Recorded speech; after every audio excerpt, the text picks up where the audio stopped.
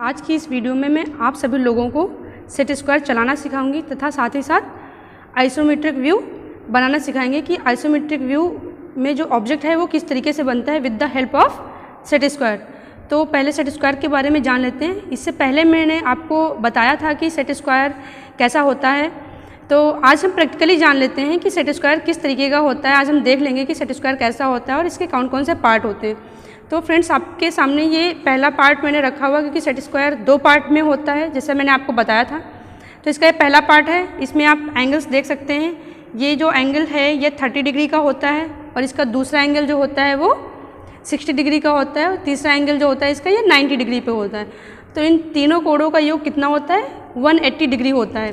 Friends, आप इसमें देख रहे होंगे इसके बीच में कुछ ये कर्व्स जो होते हैं ये बने होते हैं। ये जो स्लॉट कटे हैं इनको फ्रेंच कर्व्स बोलते हैं। इसका यूज़ हम इरेगुलर लाइंस को ड्रॉ करने के लिए यूज़ करते हैं। तो फ्रेंड्स, इसमें दोनों साइड में जो स्केल है वो अंकित होती है। एक साइड में इसमें सेंटीमीटर में स्केल बनी होती है, इसके जो निशान होते हैं वो अंकित होते हैं। जैसे कि आप यहाँ पे देख रहे हैं कि ये 0 से लेके और 21 mm तक जो है वो सेंटीमीटर तक आपकी जो स्केल है वो अंकित है। दूसरी ओर इंच में जो निशान होते हैं वो अंकित होते हैं। इससे क्या होता है कि हमको स्केल की बार बार ज़रूरत नहीं पड़ती है कि आप जब ड्राइंग बना रहे होते हैं तो आपको बार बार स्केल का यूज़ नहीं करना होता है। इसी से हम अपनी मेज़रमेंट ले सकते हैं, क्योंकि आप बार बार स्केल का यूज़ करेंगे, सेट स्क्वायर को हटाएंगे, इससे क्या है आपकी ड्राइंग गंदी हो जाएगी। तो फ्रेंड्स, का जो दूसरा सेट स्क्वायर है ये सेट स्क्वायर का दूसरा सेट है। इसमें जैसे कि आप देख रहे हैं इसके तीन एंगल इसमें भी हैं। तो इसका पहला एंगल जो होता है ये 45 डिग्री पे होता है और इसका दूसरा एंगल जो है ये भी 45 डिग्री पे होता है और इसका तीसरा एंगल होता है वो 90 डिग्री पे होता है। तो इसके भी तीनों कोणों का योग जो है वो 180 डिग्री होता है। फ्रेंड्स, इसमें भी सेंटीमीटर तथा इंच के निशान अंकित होते हैं। ये जो हमारी स्केल है, थोड़ा सा आप ध्यान से देखिएगा, इसमें जो ये इधर की जो हमारी ये जो स्केल दिख रही है वो सेंटीमीटर में है और दूसरे साइड में इंच में दी हुई है। इसका भी यूज़ हम स्केल के थ्रू करते हैं कि कोई लाइन हमको नाप के बनानी, कोई मेजरमेंट लेके बनाना है तो हम इसके थ्रू हम उसको नाप सकते हैं। और फ्रेंड्स, इसमें देख रहे हैं कि इसमें यह प्रोटेक्टर भी दिया हुआ है। जो आप बड़े साइज़ का सेट स्क्वायर खरीदते हैं तो उसमें ये आपको सुविधा मिल जाती है कि इसमें हमको सभी चीज़ें आसानी से मिल जाती हैं। तो ये जो सेट प्रोटेक्टर है, प्रोटेक्टर की भी हम नाम जान लेते हैं कि इसके कौन कौन से नाम हैं।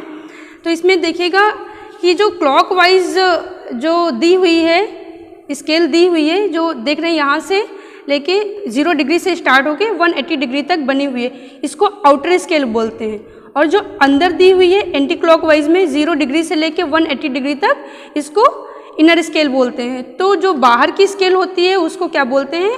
आउटर स्केल बोलते हैं और अंदर की स्केल को क्या बोलते हैं? इनर स्केल बोलते हैं। अब फ्रेंड्स, हम स्टार्ट करते हैं अपना ऑब्जेक्ट बनाना आइसोमेट्रिक व्यू में कि हमको किस तरीके से आइसोमेट्रिक व्यू बनाना है with the help of set square.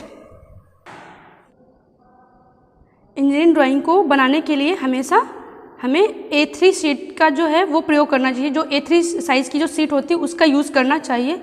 But मैं यहाँ पे आपको A4 साइज़ की जो शीट है हम उस पर बना के दिखाएंगे। जो A4 साइज़ शीट होती है वो पोर्ट्रेट में होती है, जैसे कि आप यहाँ पे देख रहे हैं। इस पेपर का आपने यूज़ भी बहुत अच्छे से किया होगा। और जो A3 शीट होती है वो लैंडस्केप में होती है, मतलब उसकी जो लंबाई होती है वो कुछ इस तरीके से होती है और चौड़ाई इस तरीके से दिख रही है। जैसे कि मैंने इस वक्त अभी आप इस A4 साइज़ पेपर को रखा हुआ है तो वो इस तरीके से होती है। मैं ये जो यहाँ पे ड्राइंग बनाऊँगी, जो ऑब्जेक्ट बनाने जा रही हूँ वो मैं A4 साइज़ की शीट पे बनाऊँगी। जो A4 साइज़ जो शीट है इसका जो साइज़ होता है वो 297 इंटू 210 mm होता है। जो इसमें 297 mm है वो इसकी लंबाई है और जो ये इसकी चौड़ाई है वो 210 mm है। तो इसी तरीके से जो आपका A3 साइज़ की जो शीट होती है उसका भी एक साइज़ होता है। उसका साइज़ होता है 420 इंटू 297 mm होती है। तो जो A3 शीट है उसका जो 420 mm होता है वो उसकी लंबाई होती है जो लैंडस्केप में होती है, और जो उसकी विड्थ होती है वो 297 mm होती है, जो उसकी ये चौड़ाई होती है, जैसे कि ये मैंने आपको यहाँ पे दिखा रखा है। तो अब हम स्टार्ट करते हैं सेट स्क्वायर के थ्रू। हम यहाँ पे जो ऑब्जेक्ट बनाएंगे आइसोमेट्रिक व्यू में वो बनाते हैं। तो सबसे पहले हम यहाँ पे एक लाइन ड्रॉ करेंगे, बहुत ही लाइट लाइन ड्रॉ करेंगे, बट मैं यहाँ पे थोड़ा सा डार्क लाइन ड्रॉ करूँगी जिससे कि आप लोगों को अच्छे से दिखाई दे।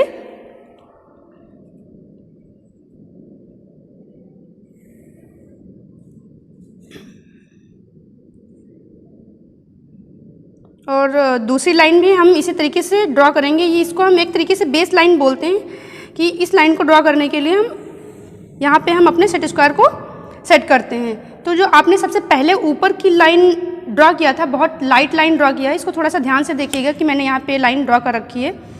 तो यहाँ पे एक हम पॉइंट ले लेते हैं। पॉइंट लेने से हमारा क्या रहता है कि जो भी आप ऑब्जेक्ट बनाते हैं इससे हमको आसानी रहती है देखने में कि किस तरीके से बना रहे हैं। देख रहे होंगे आप यहाँ पे एक पॉइंट लिया हुआ है मैंने पेंसिल से, बस छोटा सा आपको लगाना है, ये सिर्फ आप ही को दिखाई दे, बाकी अदर को देखने की ज़रूरत नहीं होती है। तो ये मैंने यहाँ पे 2 लाइन ड्रॉ किया है। ये जितना लाइट हो सके उतना लाइट लाइन ड्रॉ करिए। तो जो पहली लाइन है हम यहाँ से स्टार्ट करते हैं कि हम किस तरीके से अपने इस सेट स्क्वायर को सेट करते हैं। जैसा कि आप लोगों को पता है कि आइसोमेट्रिक व्यू 30 डिग्री पे बनता है, जो उसका एंगल होता है वो हमेशा 30 डिग्री पे बनता है। तो हम सेट स्क्वायर को किस तरीके से सेट करेंगे, जो नीचे की लाइन है और ये जो सेट स्क्वायर है इसका ये जो एंगल है कितने डिग्री का है दोस्तों, 30 डिग्री का है। तो जो आइसोमेट्रिक व्यू है वो भी हमारा 30 डिग्री में बनता है। तो हम इस सेट स्क्वायर की इस एज को, जिधर हमारे ये सेंटीमीटर के निशान अंकित हैं, इसको हम जो नीचे की जो बेस लाइन है उस पर हम सेट करेंगे। और इस तरीके से सेट करना है कि जो लाइन आपने ड्रॉ किया हुआ है इस पर एकदम अच्छे से सेट हो जाए। थोड़ा सा ध्यान से देखिएगा इसको। अगर जो ये लाइन इस तरीके से हो जाएगी तो आपकी जो मेजरमेंट होगी वो गलत हो जाएगी। तो जो सेट स्क्वायर की एज है वो लाइन पे एकदम अच्छे से बैठी होनी चाहिए, जिससे कि आपकी जो एक्यूरेसी है उसमें कोई मिस्टेक ना हो। तो इसको इस तरीके से लाइन ड्रॉ करना है आपको। लाइन ड्रॉ कर लिया है, इस तरीके से आपको लाइन ड्रॉ करना है। ठीक उसी तरीके से हम दूसरे साइड भी हम लाइन ड्रॉ करेंगे इस तरीके से। अब इसका ये एंगल जो था ये 30 डिग्री पे है, इसका ये एंगल भी 30 डिग्री पे है। तो ठीक उसी तरीके से हम करेंगे। जो हमारी बेस लाइन है, नीचे की लाइन है, जैसे आप देख रहे हैं यहाँ पे, उसी लाइन को बेस मानते हुए और ये जो आपने पॉइंट लिया था वहाँ पे हम सेट कर लेंगे। जहाँ पर भी आपका सेट हो जाता है वहीं पे सेट करना है आपको, उसको आगे पीछे नहीं करना है। और जो नीचे की बेस लाइन है उस बेस लाइन पे अब जो आपकी सेट स्क्वायर की दूसरी साइड की जो एज है वो उस पर अच्छे से सेट होनी चाहिए, जिससे कि आपकी एक्यूरेसी में कोई भी कमी ना आए। तो जैसे आप यहाँ पे अभी देख रहे हैं कि मैंने जो हमारी इधर की एज है वो इस पॉइंट पे अच्छे से टच कर रही है और नीचे की भी एज अच्छे से टच कर रही है। तो इसको हम इस तरीके से सेट करते हैं और इस तरीके से इधर भी लाइन हम ड्रॉ कर लेते हैं। और ये लगभग हम कुछ मान के चलते हैं कि जो इसका जो साइज़ है वो मैंने लिया हुआ है, आइसोमेट्रिक व्यू का जो साइज़ है वो 60 × 60 × 60 का लिया है। मतलब जो उसकी लंबाई होगी वो भी मैंने 60 mm ले रखी है, जो उसकी विड्थ है, चौड़ाई, वो भी मैंने 60 mm ले रखी है, और जो उसकी हाइट है, जो उसकी ऊंचाई है, वो भी मैंने 60 mm ले रखी है। और जो इसको 90 डिग्री बनाएंगे तो उसको हम इस तरीके से, ये हमारी जो एज है अब ये 90 डिग्री पे हो जाएगी। इस एज के पैरेलल ये लाइन हमारी इसके क्या है वो 90 डिग्री पे है। तो इसको हम फिर नीचे की जो बेस लाइन है उस पर टच करेंगे इस तरीके से। बहुत ही अच्छे से आपको सेट करना है, नीचे की जो बेस लाइन है उस पर अच्छे से सेट करना है और इस तरीके से आपको रखना है। जहाँ पर भी सेट हो जा रहा है आप उसको वैसे ही सेट करिए। जो आपने पॉइंट लिया था यहाँ से आपको लाइन ड्रॉ करनी है, तो इस लाइन को हमने इस तरीके से ड्रॉ कर लिया है।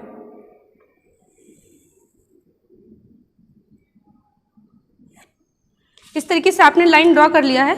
तो आपका जो ये एंगल है ये कितने डिग्री का बन गया, ये एंगल आपका 30 डिग्री का बन गया और ये एंगल भी आपका 30 डिग्री का बन गया, और जो ये ऊपर का एंगल है ये 90 डिग्री का बन गया। तो आइसोमेट्रिक व्यू को बनाने के लिए हमें 3 एंगल्स की ज़रूरत होती है, 30 डिग्री एंड 90 डिग्री। तो हमारी यहाँ पे 3 लाइनें मैंने ड्रॉ कर दी हैं।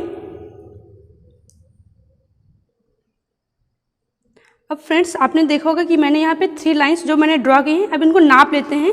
मैंने गेस करके लाइन ड्रॉ किया था। अब जैसे कि यहाँ से हम देख लेते हैं कि ये यहाँ से 60 mm कहाँ पे मिल रहा है। तो जैसे आप देख रहे हैं यहाँ से 0 से स्टार्ट करके 6 mm तक है। तो 1 सेंटीमीटर में कितने mm होते हैं, 10 mm होते हैं।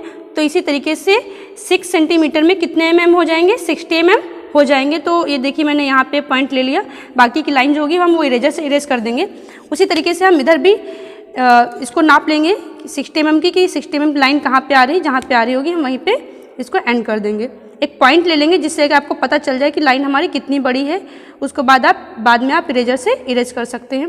तो आप देख रहे हैं यहाँ पे हमारी आ गई, तो मैंने यहाँ पे इसको पॉइंट लगा लिया कि हमारे हमको पता चल रहा है कि यहाँ इसके बाद की जो लाइन है वो हमको एक्सेस लाइन है, तो उसको हम इरेज कर देंगे। उसी तरीके से हम इस लाइन को भी नापेंगे। जैसे कि मैंने यहाँ से 0 सेंटीमीटर से लिया है और ये 6 सेंटीमीटर तक ले लिया, तो इसमें हमारे 60 mm हो जाएंगे। एक पॉइंट यहाँ पे ले लिया है। अब इसी तरीके से हम दूसरी लाइन ड्रॉ करते हैं इसी के थ्रू कि हम कैसे हमको सेट स्क्वायर का यूज़ करना है। तो अभी हम सेट स्क्वायर का यूज़ नहीं करेंगे क्योंकि मैंने नीचे जो बेस लाइन बना रखी है इसी के थ्रू जितनी भी 90 डिग्री की लाइन्स हैं उनको हम ड्रॉ कर लेंगे। इससे क्या है, तो फ्रेंड्स बढ़ते हैं हम अब आगे की ओर। अब हमें जो दूसरी लाइन्स ड्रॉ करनी है तो उसके लिए हम अभी दूसरे सेट स्क्वायर का यूज़ नहीं करेंगे, हम अभी इसी सेट स्क्वायर का यूज़ करेंगे। तो जो हमने नीचे की जो बेस लाइन ड्रॉ की हुई थी उसी पे हम इसको फिर से सेट करेंगे। जो इस सेट स्क्वायर की जो आप देख रहे हैं जो ये एज है, इस एज को हम जो हमारा बेस जो मैंने बेस लाइन ड्रॉ की थी उस पर सेट करेंगे और अच्छे से सेट करेंगे कि इसमें ये आगे पीछे नहीं होनी चाहिए, बहुत अच्छे से उसी के ऊपर जो सेट स्क्वायर वो अच्छे से बैठ जाना चाहिए, जिससे कि आपकी जो मेजरमेंट है उसमें कोई कम या ज़्यादा नहीं होना चाहिए। मैंने इसको इस तरीके से सेट किया है। अब यहाँ पे जो 60 mm की जो मैंने लाइन लिया था, यहाँ पे मैंने पहले से पॉइंट ले लिया था, यहीं से हम ऊपर की लाइन ड्रॉ करेंगे। जैसे कि ये 90 डिग्री पे लाइन है, उसी तरीके से इधर की भी लाइन हम 90 डिग्री पे ड्रॉ करेंगे। तो इसको भी हम इस तरीके से कुछ ड्रॉ करते हैं लाइन को।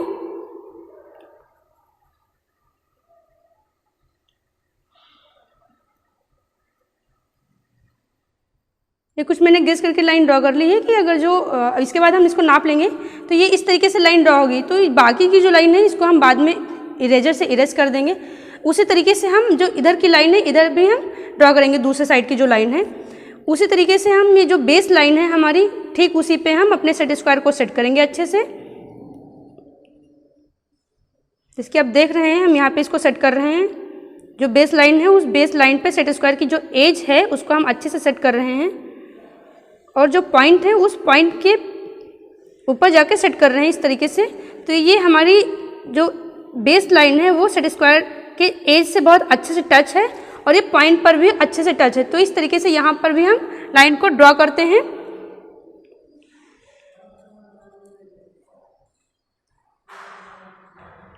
कुछ हम बड़ी लाइन ड्रॉ कर लेंगे जिससे कि हमको बाद में जो लाइन एक्स्ट्रा होगी उसको हम इरेजर से रिमूव कर देंगे। अब इसको हम थोड़ा नाप लेते हैं कि हमारी ये 60 mm की लाइन है या नहीं है। तो फ्रेंड्स मैंने यहाँ पे इसको इस तरीके से रखा है 0 सेंटीमीटर पे और यहाँ से 6 सेंटीमीटर तक लेते हैं और दूसरे साइड भी नाप लेते हैं।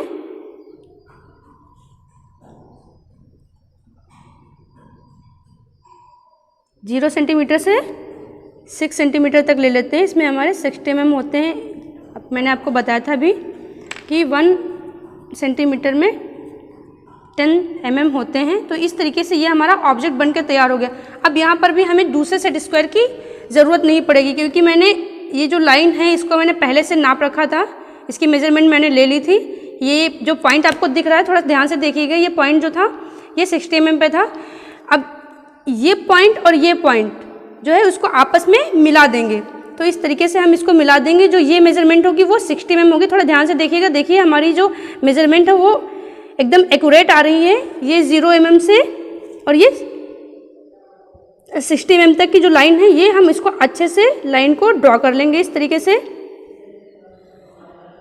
इस तरीके से लाइन को मैंने ड्रॉ कर दिया है जैसे कि आप देख रहे हैं। ठीक उसी तरीके से सेट स्क्वायर की सहायता से हम दूसरी साइड भी लाइन को ड्रॉ कर लेंगे। और ये भी आप देख रहे हैं कि लाइन हमारी जो है वो एकदम एक्यूरेट आई हुई है। तो इस तरीके से हम लाइन को अच्छे से ड्रॉ कर लेंगे। बाकी की जो लाइन है उसको हम इरेजर की सहायता से इसको इरेज कर देंगे।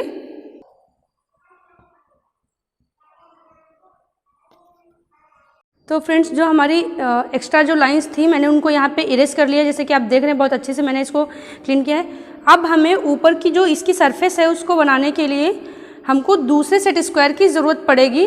तो यहाँ पे इसको चलाने के लिए बहुत ही हमें अच्छे से चलाना होता है।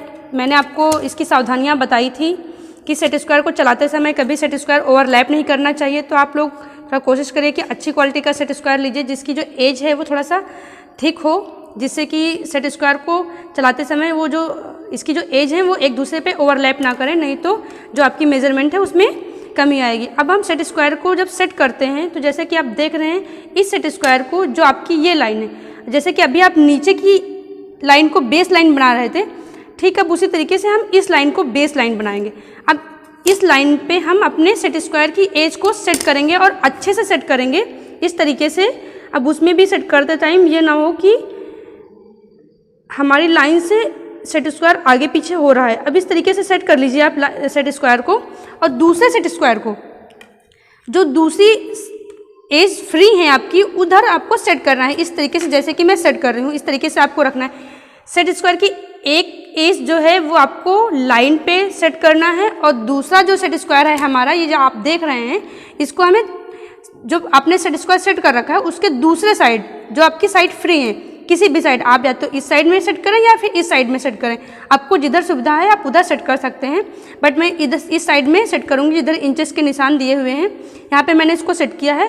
और अब आप क्या करेंगे, जो सेट स्क्वायर दूसरा सेट किया है इसको फिक्स करना है, मतलब इसको बहुत टाइटली पकड़ना है और इसको फ्री कर देना है। तो यहाँ पे जैसे आप देख रहे हैं, अभी मैं चला रही हूँ तो ये इस पर ओवरलैप कर रहा है, तो इस तरीके से ओवरलैप नहीं करना चाहिए कि एक दूसरे के ऊपर ऐसे ओवरलैप करे। तो इसको फिक्स करना है अच्छे से इस तरीके से, और इसको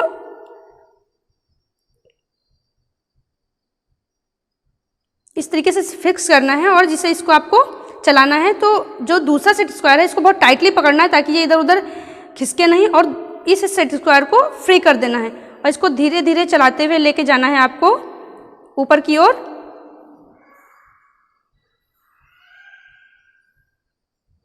मैं बहुत ही स्लो चला रही हूँ जिससे आके आप लोगों को अच्छे से समझ में आ जाए कि हाँ सेट स्क्वायर किस तरीके से चल रहा है। जैसे मैंने इसको यहाँ से नीचे से ऊपर की ओर इसको सरका के मैं ले आई हूँ। तो अब यहाँ पे देखें कि आप ये पॉइंट पे देख रहे होंगे कि ये एकदम से अच्छे से आ गया है। थोड़ा सा ध्यान से देखिएगा, इस पॉइंट पे ये अच्छे से आ गया है। तो इस पॉइंट पे हम अपने इसके थ्रू हम पेंसिल की सहायता से हम इस लाइन को ड्रॉ कर लेते हैं। तो यहाँ से हम लाइन को ड्रॉ कर लेंगे, इसको भी थोड़ा सा बड़ा ड्रॉ कर लीजिए, कोई दिक्कत नहीं है। बस आपको एक जब बनाएंगे धीरे धीरे तो आपको गेस मिल जाएगा कि लाइन हमारी कितनी बड़ी है। अब जैसे कि आप देख रहे हैं ये लाइन हमारी कहाँ पे जा रही, थोड़ा बड़ी है या क्या है। तो या तो आप इसको जो इसमें सेंटीमीटर दिए हैं इससे नाप के यहाँ से नाप लीजिए कि ये 60 mm कहाँ पे आ रहा है। जैसे कि मैंने यहाँ पे नाप लिया है इसको, तो ये 0 सेंटीमीटर से स्टार्ट है और ये 6 सेंटीमीटर तक जा रहा है, मतलब कि 60 mm तक हो गया है। यहाँ पे हम पॉइंट को लगा लेते हैं। तो जैसे कि आप देख रहे हैं यहाँ पे पॉइंट लगा लिया है, और अब जब आप दूसरे साइड से लाइन ड्रॉ करेंगे तो ये इस तरीके से, ये देखिए आपका एग्जैक्ट 60 mm आ रहा है। तो ये भी आपका एक तरीका है। दूसरा प्रोसेस क्या है कि या तो आप यहाँ पर इसी तरीके से सेट स्क्वायर को सेट करिए, मैंने पहले से पॉइंट ले रखा है कोई बात नहीं, लेकिन हम यहाँ पे भी इसी तरीके से, जैसे इधर से मैंने इस लाइन को ड्रॉ किया था उसी तरीके से इस साइड भी हम अब अपने सेट स्क्वायर को सेट करेंगे। जैसे देख रहे हैं कि आप हम अपने सेट स्क्वायर को सेट कर रहे हैं। तो ये लाइन जो है सेट स्क्वायर के इस एज से अच्छे से टच है। अब दूसरे सेट स्क्वायर को हम ये देख रहे हैं, जो दूसरा सेट स्क्वायर है हम इसके दूसरे साइड में हम इसको सेट कर रहे हैं। इसकी भी जो तीनों साइड हैं इसको किसी भी साइड से, चाहे आप इधर से सेट करिए या इधर से सेट करिए या इस साइड से सेट करिए, किसी भी साइड से सेट करेंगे आप तो सेट स्क्वायर सेट हो जाएगा, वो आराम से चलेगा। मैंने दूसरी साइड सेट स्क्वायर को सेट किया है, और इसको भी हम जो दूसरा सेट स्क्वायर सेट किया है इसको फिक्स करना है, आपको टाइटली पकड़ना है कि ये ढीला ना हो, और दूसरा सेट स्क्वायर जो है इसको फ्री कर देना है। अब इसको धीरे धीरे सरका के लेके जाना है ऊपर की ओर, और जहाँ पर भी आपकी एज मिल रही है वहाँ पे आपको सेट करना है। अब आप देख रहे होंगे कि ये एज जो है हमारी वो बिल्कुल एग्जैक्ट मिल रही है, और इस तरीके से फिर यहाँ पे इसको टाइट पकड़ के यहाँ पे इस तरीके से आपको लाइन ड्रॉ कर देना है। अभी आपने लाइन ड्रॉ कर दिया है, जो आपकी एक्स्ट्रा लाइन है इसको मिटा देना है। ये आपका जो, अब मैं लाइन को इरेज कर दे रही हूँ। जो भी हमारी एक्स्ट्रा लाइंस थी उसको मैंने इरेज कर दिया है।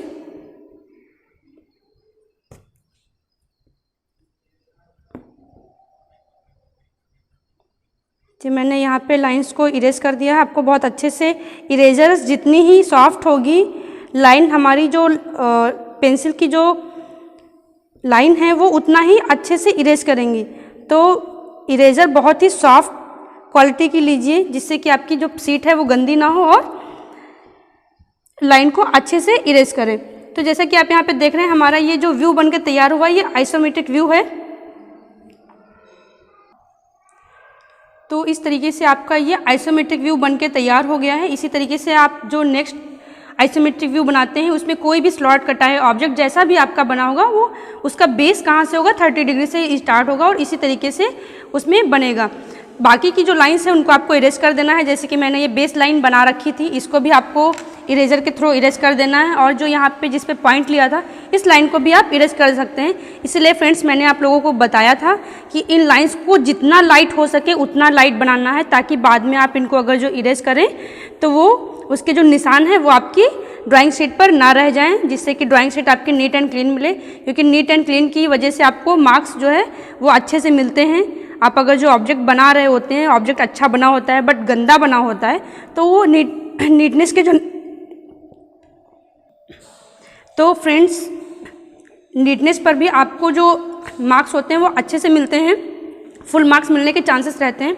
तो इस तरीके से आपका जो आइसोमेट्रिक व्यू है वो बनता है। और इसकी जो लेंथ मैंने ली थी आपको बताया था 60 mm है, विड्थ 60 mm ली थी और हाइट भी मैंने 60 mm ली थी। मतलब लेंथ, विड्थ और हाइट भी मैंने सेम लेके बताया था आपको कि ये किस तरीके से आइसोमेट्रिक व्यू बनता है। फ्रेंड्स अगर जो हमारा यह वीडियो पसंद आया हो तो लाइक तथा शेयर करें और अगर जो हमारे चैनल को सब्सक्राइब नहीं किया है तो सब्सक्राइब करें। धन्यवाद।